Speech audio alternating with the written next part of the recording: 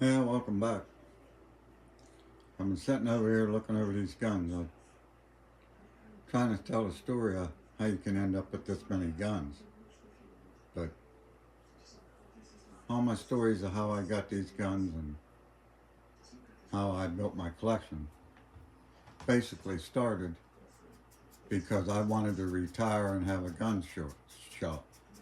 And I was going to sell my collection as my store when I retired. But when I got hurt in 2000, my whole life took another turn. And for the next 10 years, I was making my money to live, buying and selling and trading and working on guns. But all these guns stayed locked up in a room. I didn't sell them. My own private collection was upstairs. The stuff I worked on and sold was downstairs. And I sold guns to everybody around me. People sold me guns. Guns went back and forth between people for years. I was getting by, but wasn't making a great living until the internet come along. I signed up on Gunbroker and Facebook, or not Facebook, Gunbroker and eBay. And I figured out how to sign up and everything. I got signed up on both of them. And I practiced putting on a couple little things on each to figure out how to list things and sell them and ship them and everything. And then I started buying guns online and at gun shows and stuff and bringing them home and selling them as parts or whole. On Gunbroker, I'd sell whole. On eBay, you couldn't sell receivers, so you could just sell the parts. So like you look at this table, all these guns, which one would you think of all them guns you'd make the most money on if you was going to deal on them? That's where a lot of guys that say they want to have a big collection make their mistake. If you're looking at all these nice pretty guns, you're not going to make hardly any money. You're going to make more money and quicker on that old Mossberg 500 right there. I had $175 in that gun, and I could make over $400 out of that gun right now. You sell the barrel, you sell the wood, you sell the pump slides, and you sell the triggers and the safeties. You got your money back, you got a bolt receiver back, and you doubled your money. And you can buy them on Gunbroker without a receiver, and you don't have to have an FFL to do it because you don't get the receiver's cut in half, it's junk. So it's not really a gun.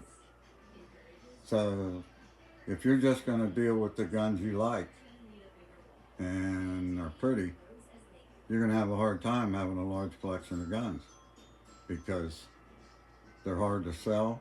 The parts, a good gun don't never hardly need parts. So if you got a parts gun, you might never sell nothing off of it. Or if you got a part for a Mossberg 500, there's 10 people that want one. And Winchester were the same. And the Marlin Model 60. I'd buy them for 75 bucks. I'd make $300 out of one in parts. I ship parts for these guns all over the United States. It was unbelievable. I couldn't believe it. But the prettiness come from, there was no YouTube then to sort of like advertise or anything. So I joined all these gun sites. Ruger Forum, Lever Action sites, Smith & Wesson sites. And I started doing this thing called a gun a day.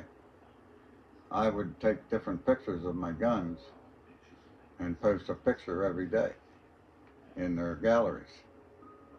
I posted so many pictures that I was reading an article one time that come to me when you belong to the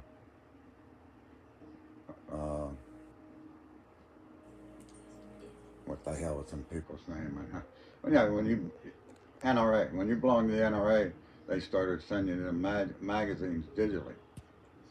They're talking about Smith & Wesson or Stevens top break pistols, and there's my pistol in the picture.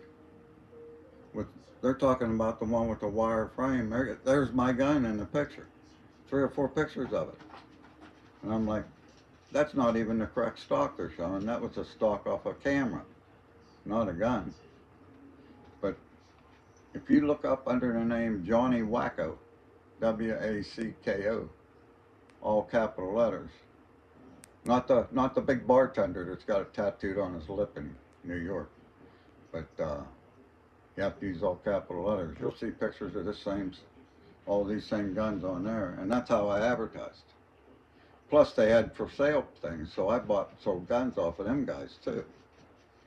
So before YouTube or any of that, I was already had 3,000 followers on there that were looking at my pictures. And during the first Gulf War, somehow I got a hold of these thousands of hat pins that said Army, Navy, and all that on.